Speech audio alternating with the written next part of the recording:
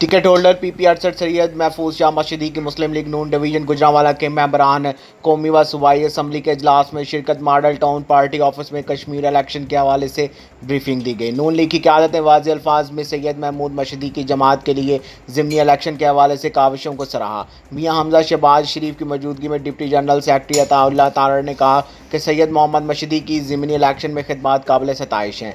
जमात इनकी काविशों को सहराती है और क़यादत इनका शुक्रिया अदा करती है। Deputy general secretary Ataullah Tarar के रिमार्क्स पर जनरल सेक्रेटरी मुस्लिम लीग नून एहसन इकबाल ने सैयद महफूज मशीदी के बारे में मुस्बत तासुरात का इजहार किया।